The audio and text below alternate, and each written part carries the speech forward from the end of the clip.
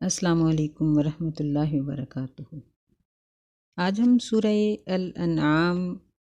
کی آیت نمبر 151 سے شروع کریں گے انشاءاللہ۔ اعوذ باللہ من الشیطان الرجیم، بسم اللہ الرحمن الرحیم۔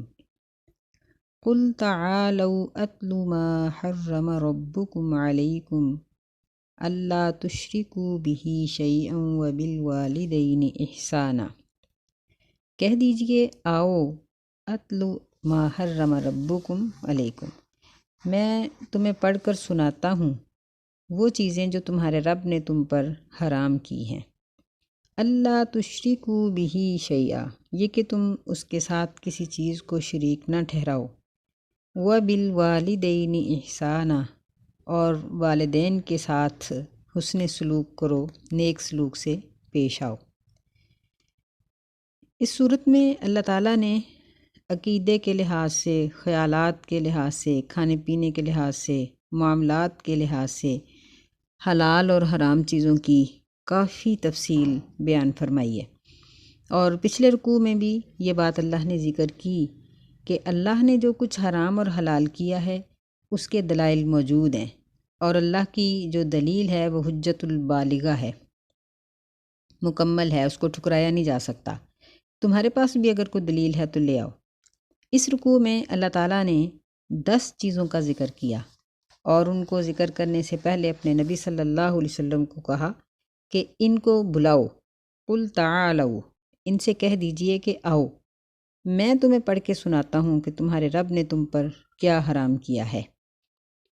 یعنی آؤ، جو چیزیں اللہ کی طرف سے حرام ہیں ان کو دیکھو اور ان کے اوپر عمل کرو، ان سے بچو۔ اور پھر آگے ان کاموں کی تاکید کی گئی ہے جن کاموں کا کرنا حرام ہے، جن میں سے سب سے پہلی چیز شرک کے بارے میں ہم قرآن مجید میں جگہ جگہ پر پڑھتے ہیں۔ اللہ نے اسے ظلم عظیم بھی کہا، یہ بھی کہا کہ اللہ ظلم کو، اس کو، شرک کو نہیں بخشتا، باقی گناہ اگر چاہے تو بخش سکتا ہے، اس کے لیے کوئی مشکل نہیں ہے، لیکن شرک کے بارے میں اللہ کا ارادہ یہی ہے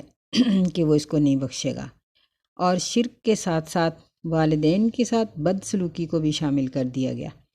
یعنی اگر کوئی شخص والدین کے ساتھ بدسلوک ہوتا ہے تو وہ شخص بھی نہیں بخشا جائے گا، اللہ تعالیٰ اس کی بھی مغفرت نہیں کریں گے۔ یہ دوسری چیز اللہ تعالیٰ نے یہاں بیان کی ہے کہ پہلی بات یہ کی کہ اللہ کے ساتھ شریک نہ ٹھہراؤ، نہ کسی انسان کو، نہ کسی پتھر کو، نہ کسی مردہ کو، نہ زندہ کو، نہ کسی اور چیز کو۔ یعنی بعض اوقات انسان اپنی خواہشات پر عمل کرنے کے لیے کسی دوسرے کی خوشی کا خیال رکھتا ہے اور اللہ تعالیٰ کی خوشی اور اس کے حکم کو چھوڑ دیتا ہے، تو گویا وہ اس وقت اس چیز کو اللہ کا شریک ٹھہرا رہا ہوتا ہے جس کی خوشی کی خاطر اس نے اللہ کو ناراض کر لیا۔ تو یہ ساری چیزیں اللہ نے حرام کی ہیں۔ ایسے ہی والدین کی بے حرمتی، یہ بھی حرام ہے۔ نبی صلی اللہ علیہ وسلم نے بھی اس کی بہت تاکید فرمائی، یہاں تک کہہ دیا کہ اللہ کو راضی کرنا ہے تو ماں باپ کو راضی کر لو، اور اگر ماں باپ کو ناراض کرو گے تو اللہ ناراض ہو جائے گا۔ اور یہاں تک کہہ دیا کہ ماں باپ اگر مشرک بھی ہیں، قرآن مجید بھی یہی کہہ رہا ہے کہ اگرچہ وہ مشرک بھی ہیں، وہ تجھ سے یہ جھگڑا کر رہے ہیں کہ تم اللہ کے ساتھ شریک ٹھہراؤ، لیکن تم صرف ان کی اس عقیدے کی بات کا انکار کر دو، باقی ان کی خدمت، ان کے ساتھ معاملات، ان کو سنبھالنا یا ان کی خیر خبر، ان کی ضروریات کا خیال رکھنا، ان چیزوں پر کوئی کمپرومائز نہیں ہے، یہ کام تمہیں کرنے ہی پڑیں گے۔ اگر نہیں کرو گے تو بے حرمتی تو اللہ نے حرام کر دی ہے۔ تیسری چیز فرمائی وَلَا تَقْتُلُوا أَوْلَادَكُم مِّنْ إِمْلَاقٍ، اور تم نہ قتل کرو اپنی اولاد کو غربت کے ڈر سے۔ نَحْنُ نَرْزُقُكُمْ وَإِيَّاهُمْ، ہم رزق دیتے ہیں تمہیں بھی اور خاص ان کو بھی۔ یعنی اولاد کو قتل کرنا، عرب لوگ تو بیٹیوں کو پیدا ہونے کے بعد قتل کرتے تھے، آج کل اس قدر ظلم ہے کہ ان کو دنیا پہ آنے ہی نہیں دیا جاتا، برتھ کنٹرول کے نام پر اور مختصر فیملی کے نام پر، اور بڑے بڑے خوبصورت نام رکھے ہوئے ہیں، تو ان کی وجہ سے یا تو حمل ضائع کروائے جاتے ہیں، یا پھر پہلے ہی ایسی ادویات استعمال کی جاتی ہیں کہ جن کے ساتھ اولاد کا کلا کما ہو جاتا ہے، ختم کر دی جاتی ہے اولاد۔ آپریٹ تک کروا دیے جاتے ہیں کہ اولاد پیدا نہ ہو، اور اس کی سب سے بڑی مجبوری اور عذر یہ پیش کیا جاتا ہے کہ ہم ان کی ضروریات اور ان کے حقوق ہیں وہ ادا نہیں کر سکتے۔ اللہ نے فرمایا کہ نحن نرزقکم و ایاہم، تمہیں بھی اور ان کو بھی ہم ہی رزق دیتے ہیں۔ سورہ بنی اسرائیل میں اللہ نے فرمایا کہ نحن نرزقہم و ایاکم، یعنی پہلے اولاد کا ذکر کیا کہ ان کا رزق اللہ کے حوالے ہے، اللہ ان کے حصے کا رزق تمہیں دے رہا ہے۔ تو پھر انسان کے پاس کیا عذر ہے کہ وہ اولاد کو دنیا پر آنے نہیں دیتا؟ ایسی اولاد قیامت کے دن انسان کے گلے کا پھندا بن جائے گی، اور ایسے ماں باپ یہ قاتل کی صف میں کھڑے کیے جائیں گے جنہوں نے اپنی اولادوں کو ضائع کروایا۔ چوتھی چیز فرمائی وَلَا تَقْرَبُوا الْفَوَاحِشَ مَا ظَهَرَ مِنْهَا وَمَا بَطَنَ، اور نہ قریب جاؤ تم فحش چیزوں کے، بے حیائی کے، جو ظاہری ہو اور جو چھپی ہوئی ہو، یعنی ہر لحاظ سے، کہ عوامی سطح پر جو ظاہر ہے، یا جو انفرادی طور پر کوئی بندہ چھپ کے کرتا ہے، یا لوگوں کے سامنے کرتا ہے، یا چھپ کے کرتا ہے، یعنی ہر قسم کا فحش، ہر قسم کی برائی اللہ تعالیٰ نے حرام کر دی ہے، چاہے اس کا تعلق دیکھنے کے ساتھ ہو، سننے کے ساتھ ہو، یا پکڑنے کے ساتھ ہو، یا اپنی زبان کے بولنے کے ساتھ ہو۔ نبی صلی اللہ علیہ وسلم سے پوچھا گیا کہ قیامت کے دن آپ کا قرب کن کو ملے گا اور آپ سے دور کون ہوں گے؟ تو نبی صلی اللہ علیہ وسلم نے فرمایا کہ فاحش البذی، یعنی منہ پھٹ اور گندی گفتگو کرنے والا، بے حیائی کی گفتگو کرنے والا، یہ لوگ مجھ سے قیامت والے دن بہت دور ہوں گے، اگرچہ وہ نیک ہی کیوں نہ ہوں، باقی ان کے اندر نیکیاں کیوں نہ پائی جاتی ہوں۔ اور جو لوگ شرم و حیا والے ہیں، فرمایا کہ وہ میرے قریب ہوں گے، نرم کلام کرنے والے، شرم و حیا رکھنے والے۔ تو اس طرح سے یعنی فحش چیزوں کو دیکھنا، سننا، بولنا، ایسی چیزوں کو پکڑنا، ایسے کام کرنا، ایسے کاموں کے لیے جانا، یہ سب چیزیں اللہ تعالیٰ نے حرام کی ہیں، اور حرام بھی کس حد تک کہ فرمایا کہ ولا تقربوا، ان کے قریب تک نہ پھٹکو۔ جس طرح گانا سنتے سنتے انسان زنا تک پہنچ جاتا ہے، اسی طرح اور بھی، یعنی مثال کے طور پر فحش چیزوں اور فحش لوگوں کی جو فراوانی ہے، ان کی جو نعمتیں ہیں اور ان کی جو آسائشیں ہیں، ان کو غور سے دیکھنا اور اس چیز کی طلب رکھنا، یہ چیز انسان کو حرام کھانے تک پہنچا دیتی ہے۔ اس لیے فرمایا کہ اس رستے پر بھی نہ چلو جس رستے کی منزل فحش ہے، بلکہ حیا کے رستے پہ چلو جس کی منزل جنت ہے۔ وَلَا تَقْتُلُوا النَّفْسَ الَّتِي حَرَّمَ اللَّهُ إِلَّا بِالْحَقِّ، یہ پانچویں چیز اللہ تعالیٰ نے بیان کی، اور نہ قتل کرو تم ایسے شخص کو جس کا قتل اللہ تعالیٰ نے حرام کیا ہے، الا بالحق، مگر شریعت کے حق کے ساتھ۔ شرعی طور پر کن لوگوں کو قتل کرنا حق ہے؟ ان میں ایک تو قتل عمد آ جائے گا، قصاص کے طور پر قاتل کو قتل کرنا۔ دوسرا ہے بوڑھا زانی، یعنی ایسا شخص جو شادی شدہ ہو اور بڑھاپے میں پہنچ کر بھی زنا نہ چھوڑے، شادی شدہ زانی شخص، اور اگر وہ اسی فعل میں یا وہ بڑھاپے میں ایسا کام کرتا ہے تو اس کی قباحت اور بھی زیادہ بڑھ جائے گی۔ بہرحال شادی شدہ، چاہے وہ کسی عمر میں بھی ہو، اس کو رجم کر دیا جائے گا۔ اور تیسرا ہے مرتد ہو جانے والا، یعنی ایسا شخص جو اسلام قبول کرنے کے بعد اسلام کو چھوڑ کر کسی اور مذہب میں چلا جائے۔ ان تین قسم کے لوگوں کے سوا کسی کو بھی قتل کرنا جائز نہیں، اور یہ تینوں لوگ بھی کہاں قتل ہوں گے؟ عدالت کے حکم کے بعد۔ انفرادی طور پر ان کے بارے میں قتل کا فیصلہ یا قتل کا عمل یہ ناجائز ہے، عدالت ان کے لیے فیصلہ کرے گی اور عدالت ہی قتل کرے گی، تو ان کے علاوہ باقیوں کا قتل اللہ تعالیٰ نے حرام قرار دیا۔ فرمایا ذالکم وصاکم بہ لعلکم تعقلون، تمہیں اس چیز کی نصیحت کی جاتی ہے تاکہ تم عقل کرو، سمجھو، یعنی تقوی اختیار کر عقل مند شخص جو ہے اس کی عقل کا تقاضا ہے یہ کہ وہ ان 5 برائیوں سے بچا رہے: شرک کرنے سے، والدین کی بے حرمتی سے، اولاد کے قتل سے، اور فحش سے، اور کسی کو ناحق قتل کرنے سے۔ یعنی جو یہ 5 کام کرتا ہے سمجھو، یا ان میں سے کوئی ایک کرتا ہے تو سمجھو کہ اس کی عقل بھی پوری نہیں ہے۔ اللہ نے فرمایا کہ لعلکم تعقلون، یعنی عقل مند اگر بننا چاہتے ہو تو تمہیں یہ وصیت کی جاتی ہے کہ یہ 5 کام کرنے سے باز رہو۔ وَلَا تَقْرَبُوا مَالَ الْيَتِيمِ إِلَّا بِالَّتِي هِيَ أَحْسَنُ، اور نہ قریب جاؤ تم یتیموں کے مال کے مگر اس طریقے سے جو اچھا ہو، حتیٰ یبلغ اشدہ، یہاں تک کہ یتیم بلوغت کو پہنچ جائے، جوان ہو جائے، بالغ ہو جائے۔ یعنی اس سے یہ بات معلوم ہوتی ہے کہ اگر ایک شخص فوت ہوتا ہے اور اس کے بیٹے بیٹیاں بالغ ہیں تو پھر جو اقربا ہیں ان کو یہ حق حاصل نہیں کہ وہ ان کے کاروبار یا کسی بھی چیز کو اپنے قبضے میں لیں، بلکہ وہ اولاد اگر بالغ ہے تو وہ اپنے باپ کے ورثے کو اور اس کے کاروبار کو خود ہی سنبھالے گی، اور اگر بچے چھوٹے ہیں تو پھر اچھے طریقے سے ان کے مال کو سنبھالو، ضائع کرنے کے لیے نہیں، ہڑپ کرنے کے لیے نہیں، بلکہ سنبھالنے کے لیے، تاکہ وہ بچے جب بڑے ہو جائیں تو ان کے باپ کا ورثہ ان تک پہنچا دیا جائے۔ اور حیاسن میں یہ چیز بھی آ جاتی ہے کہ اگر ایک شخص خود مزدوری کرنے والا ہے اور وہ یتیموں کے مال کو سنبھال کر پھر اپنے لیے وہ کچھ کرنے کی فرصت نہیں پاتا تو وہ اسی مال کے اوپر اپنی مزدوری لے سکتا ہے۔ اللہ تعالیٰ نے سورہ النساء کے شروع میں یہ بات ذکر کی ہے کہ اگر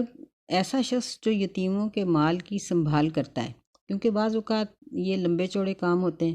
مثلا اگر یتیموں کے کھیت ہیں یا باغ ہیں یا کوئی کارخانے ہیں یا دکان ہے، تو ایسی صورت میں اس کو سنبھالنے کے بعد سنبھالنے والا شخص اپنا کاروبار نہیں کر سکے گا،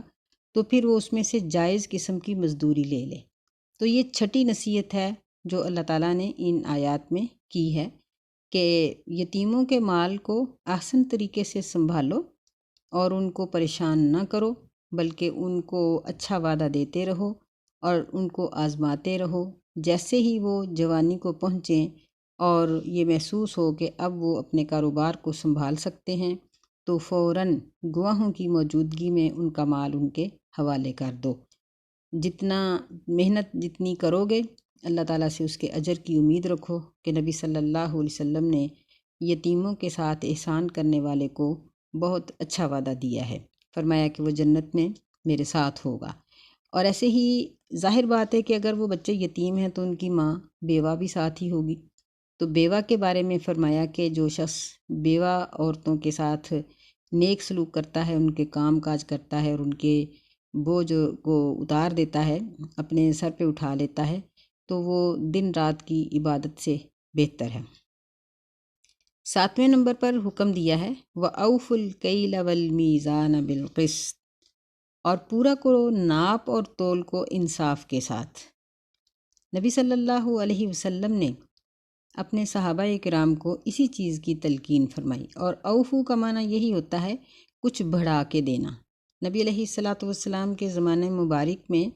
دینار اور درم، دینار سونے کے تھے، درم چاندی کے تھے، اور چاندی اور سونا جب استعمال کیا جاتا ہے تو گھس جاتا ہے، تو ظاہر ہے گھسنے سے ان کا وزن کم پڑ جاتا ہے،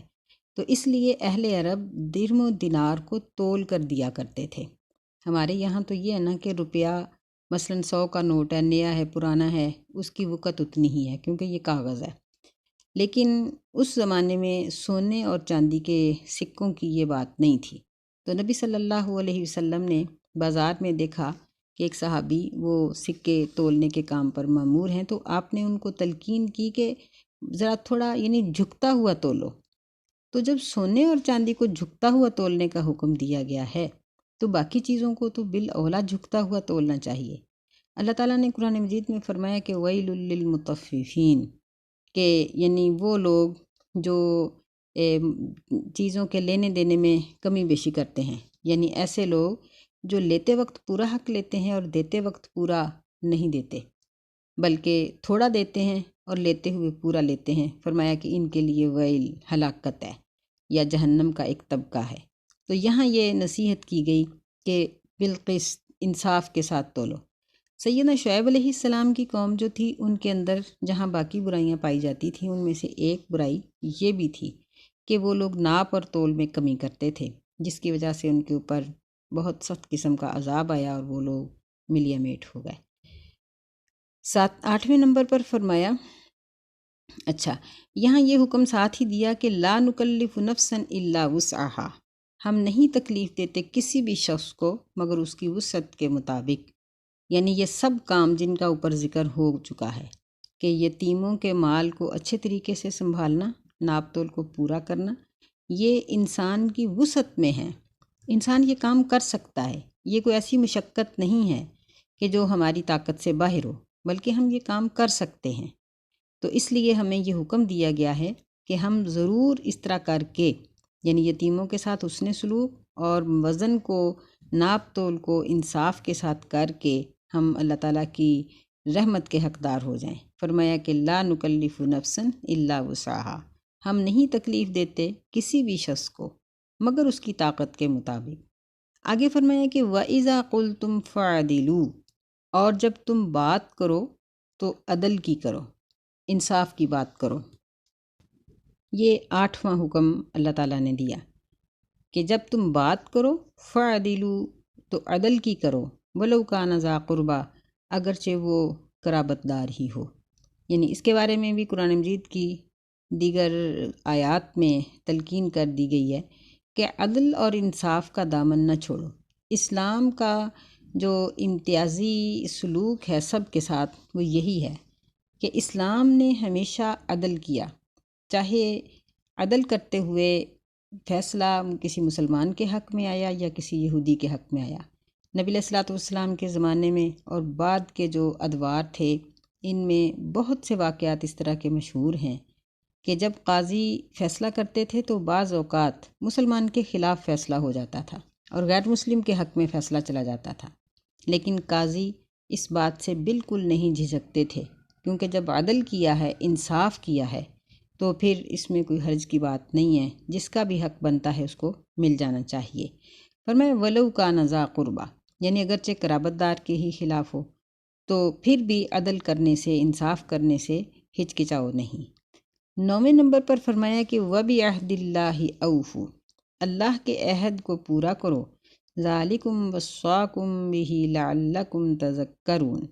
یہ تمہیں نصیحت کی جاتی ہے تاکہ تم نصیحت حاصل کر لو۔ یعنی یہ وصیت اللہ نے فرمائی ہے کہ تم نصیحت حاصل کر لو۔ تو اللہ کا عہد، قرآن مجید کے تمام احکامات اللہ کا عہد ہیں۔ حدیث میں جتنے بھی ہمیں احکام دیے گئے ہیں یا قرآن اور حدیث میں جن کاموں سے ہمیں روک دیا گیا ہے کہ ایسا نہ کرو، یہ سب اللہ کے عہد ہیں۔ اور سب سے بڑا عہد وہ ہے جو تمام لوگوں کی ارواح نے، ہماری روحوں نے اللہ تعالیٰ کے ساتھ کیا تھا جب ہم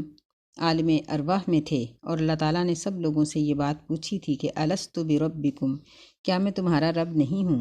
تو ہم سب نے یہ کہا تھا کہ کیوں نہیں، تو ہمارا رب ہے اور ہم تجھے اپنا رب مانتے ہیں۔ اللہ نے فرمایا کہ ٹھیک ہے، تم دنیا میں جاؤ گے تو میں اپنے رسولوں کے ذریعہ اپنے اس عہد کو یاد کرواتا رہوں گا۔ اللہ تعالیٰ نے اپنے عہد کو پورا کیا، انبیاء علیہ السلام کے ذریعے ہمیں یہ بات بتائی، اور پھر ہمیں جن کاموں سے روکنا تھا یا جن کا حکم دینا تھا ان تمام چیزوں کو تفصیل سے ہمارے سامنے بیان کر دیا گیا۔ اور یہاں یہ بات فرما دی ہے کہ اگر تم اپنے آپ کو نصیحت کرنا چاہتے ہو تو یہ مزید 4 کام، یعنی 5 پہلی آیت میں تھے اور 4 یہ، ان 9 کاموں کی اپنے آپ کو عادت ڈال لو۔ وَأَنَّ هَذَا صِرَاطِي مُسْتَقِيمًا فَاتَّبِعُوهُ، یہ 10ویں بات اللہ نے ذکر کی ہے کہ اور بے شک یہ ہے میرا سیدھا راستہ، فَاتَّبِعُوهُ، پس اس کی پیروی کرو، وَلَا تَتَّبِعُوا السُّبُلَ فَتَفَرَّقَ بِكُمْ عَنْ سَبِيلِهِ، اور اللہ کے رستے کو چھوڑ کر دوسرے رستوں کے پیچھے نہ چلو۔ سبل یہ سبیل کی جمع ہے۔ فَتَفَرَّقَ بِكُمْ، پس وہ تمہیں متفرق کر دیں گے اللہ کی راہ سے، یعنی جب دائیں بائیں جھانکو گے تو پھر اللہ کی راہ سے گم ہو جاؤ گے۔ نبی صلی اللہ علیہ وسلم نے اس کی مثال ایسے ہی دی کہ آپ نے ایک لائن کھینچی اور اس کے دونوں اطراف چھوٹی چھوٹی لائنیں کھینچی، فرمایا یہ تو سیدھا اللہ کا رستہ ہے، اور یہ دائیں بائیں یہ شیطان کے رستے ہیں۔ جو شخص دائیں بائیں جھانکے گا، ادھر ادھر جائے گا، وہ اللہ کے رستے سے بھٹک جائے گا۔ ایک حدیث میں نبی علیہ الصلوۃ والسلام نے بڑی تفصیل کے ساتھ یہ بات کی اور فرمایا کہ ایک بادشاہ نے لوگوں کی دعوت کی اور ایک بلانے والے کو بھیجا جس نے لوگوں کو دعوت دی، اور جو راستہ تھا اس کے دائیں بائیں بہت سے رستے تھے جن کے آگے پردے گرے ہوئے تھے۔ جو لوگ سیدھی لائن چلتے گئے وہ بادشاہ کے محل میں داخل ہو گئے، اور جو دائیں بائیں جھانکنا شروع ہو گئے وہ بادشاہ کے محل میں داخل نہ ہو سکے، کیونکہ ان کا ٹائم پورا ہو گیا اور بادشاہ نے اپنے محل کا گیٹ بند کر دیا، اور وہ بادشاہ کی جو دعوت تھی اس سے محروم رہ گئے۔ آپ نے فرمایا کہ یہ ہے سیدھے راستے اور مختلف راستوں کی مثال۔ فرمایا ذالکم وصاکم بہ لعلکم تتقون، یہ تمہیں وصیت کی جاتی ہے تاکہ تم تقوی اختیار کرو، متقی بن جاؤ۔ اس حدیث میں نبی صلی اللہ علیہ وسلم نے یہ وضاحت فرمایا کہ بادشاہ سے مراد اللہ تعالیٰ ہے، اور دعوت دینے والے سے مراد میں ہوں، اور وہ راستہ جو بالکل سیدھا جا رہا تھا وہ اللہ کا راستہ ہے، اور دائیں بائیں جو راستے ہیں وہ شیطان کے ہیں، اور ان راستوں پر جو پردے گرے ہوئے ہیں وہ اللہ تعالیٰ کی حدیں ہیں۔ اللہ تعالیٰ نے قرآن مجید میں کئی جگہوں پر مسلمانوں کو یہ تاکید کی ہے کہ تم لوگ اللہ کی حدوں سے آگے نہ بڑھو، وَلَا تَعْتَدُوا، یعنی اللہ کی حدود سے آگے نہ بڑھو۔ سورہ بقرہ میں اس طرح کی بہت سی نصیحتیں اللہ تعالیٰ نے فرمائی ہیں کہ جو شخص ان گرے ہوئے پردوں سے، یعنی وہ لائن جو ایک کھینچ دی گئی ہے، ریڈ لائن، کہ اس سے آگے نہیں بڑھنا، جو اس سے آگے بڑھے گا وہ اللہ کے عذاب میں چلا جائے گا۔ ایک حدیث میں نبی علیہ السلام نے یوں بھی وضاحت فرمائی، آپ نے فرمایا کہ ہر شخص کی ایک چراگاہ ہوتی ہے، بادشاہوں کی بھی چراگاہیں ہوتی ہیں۔ تو آپ سوچیں کہ اگر ایک شخص اپنی بکریوں کو لے کر چراگاہ میں جاتا ہے اور وہ بکریوں کو چراتے چراتے بادشاہ کی چراگاہ کے بالکل قریب چلا جاتا ہے، تو ظاہر ہے کہ اس کی بکریاں بادشاہ کی چراگاہ میں گھس جائیں گی، تو وہاں سے جب چارہ چرنے لگیں گی تو سزا کس کو ملے گی؟ ظاہر بات ہے کہ چرواہے کو ملے گی۔ بکریوں کو تو کوئی فرق نہیں پڑے گا، ان کو یہ مالک اپنے پاس رکھ لے یا بادشاہ کے وہ حوالے ہو جائیں، بکری کا تو جو مقدر ہے وہی ہے، تو سزا چرواہے کو ملے گی۔ نبی علیہ السلام نے فرمایا کہ چراگاہ سے مراد وہ چیزیں ہیں جن کو اللہ تعالیٰ نے کرنا حرام قرار دیا، اور جو چیزیں حرام تھیں اللہ نے وہ واضح کر دی ہیں، جو حلال تھیں وہ بھی واضح کر دی ہیں۔ وَبَيْنَهُمَا مُشْتَبِهَاتٌ، اور حلال اور حرام کے درمیان کچھ چیزیں مشتبہ ہیں۔ فرمایا کہ تم لوگ مشتبہ چیزوں کے قریب نہ جاؤ، جو شبہ والی چیزوں کے قریب جائے گا وہ حرام میں چلا جائے گا، اس چرواہی کی طرح ہی جس کی بکریاں بادشاہ کی چراگاہ میں چلی گئیں۔ تو اس لیے جو پردے دائیں بائیں لٹکے ہوئے ہیں، فرمایا کہ ان پردوں کو نہ اٹھاؤ، یعنی جہاں اللہ نے کہا ہے کہ یہ کام کر لو وہ کر لو، جہاں فرمایا کہ نہیں کرو نہیں کرو۔ اس ٹوہ میں نہ لگو کہ اللہ نے منع کیوں کیا ہے، اور ان کے قریب جانے کی کوشش نہ کرو، کیونکہ جب قریب جاؤ گے تو حرام کام بھی کر گزرو گے۔ یعنی اس کی بہت سی ہم آج کل اپنی زندگی میں مثالیں دیکھ سکتے ہیں کہ جس طرح لوگ بینک والوں کے ساتھ دوستی بناتے ہیں تو نتیجہ کیا نکلتا ہے کہ کچھ ہی عرصے کے بعد یہ دوست اپنے دوست کو اس بات پر آمادہ کر لیتا ہے کہ تم انعامی بانڈز خرید لو، نہیں تو انشورنس کروا لو، چلو اپنی نہیں کروانی تو گاڑی کی کروا لو، کسی کتے بلی کی کروا لو۔ یعنی اس طرح سے یہ لوگ حرام کی طرف کھینچتے ہیں۔ اس لیے فرمایا کہ ان مشتبہ چیزوں اور مشتبہ دوستوں کے پاس ہی نہ جاؤ تاکہ ایسا نہ ہو، لعلکم تتقون، تاکہ تم متقی بن جاؤ۔ یعنی اگر تقوی اختیار کرنا چاہتے ہو، متقی بننا چاہتے ہو، تو اس کے لیے ضروری ہے کہ تم اللہ کے سیدھے رستے کو اختیار کرو۔ ثم آتینا موسیٰ الکتاب تماما علی الذی احسن وتفصیلا لکل شیء، پھر ہم نے دی موسیٰ علیہ السلام کو کتاب تماماً جو مکمل تھی، اس شخص کے لیے احسن جو اچھا عمل کرتا ہے، وتفصیلا لکل شیء، اور اس میں ہر چیز کی تفصیل تھی، وہدی ورحمۃ لعلہم بلقاء ربہم یؤمنون، اور اس میں ہدایت کی باتیں تھیں اور اللہ کی رحمت کو حاصل کرنے کے طریقے تھے تاکہ وہ اپنے رب کی ملاقات پر ایمان لے آئیں۔ یہاں اللہ تعالیٰ نے درجے کے لحاظ سے بات کی ہے، پہلے قرآن مجید کی بات ہوتی آ رہی ہے، اور آگے اب چونکہ قرآن مجید کے بعد تورات کا درجہ ہے اس لیے تورات کا ذکر کیا کہ تورات بھی اپنی امت کے لیے ایک مکمل کتاب تھی۔ ایک نیکی کرنے والے کے لیے اس میں ہر قسم کی رہنمائی اور تفصیل موجود تھی، لیکن ان لوگوں نے یہ 10 احکامات جو ان آیات میں دیے گئے ہیں، یہی احکامات ان لوگوں کو بھی دیے گئے تھے جو موسیٰ علیہ السلام کی قوم کے لوگ تھے یا پہلی اقوام تھیں، ان کو بھی یہی احکامات دیے گئے تھے، لیکن انہوں نے اللہ تعالیٰ کی اور اپنے رسول کی نافرمانی کی تو وہ عذاب کے حقدار ٹھہرے۔ اللہ تعالیٰ ہمیں یہ بات بتانا چاہتے ہیں کہ ہم بھی ان 10 کاموں میں سے سب یا بعض کی نافرمانی کرنے کی وجہ سے اللہ کے عذاب کے اندر جا سکتے ہیں۔ اللہ ہمیں ان چیزوں کو سمجھنے کی توفیق عطا فرمائے اور ہمیں یہ توفیق دے کہ ہم اپنی زندگیوں کو اللہ کے حکم کے مطابق سنوار کر اللہ کی جنت کو حاصل کر سکیں اور اس کے عذاب سے بچ سکیں۔ آمین یا رب العالمین۔ السلام علیکم ورحمۃ اللہ وبرکاتہ۔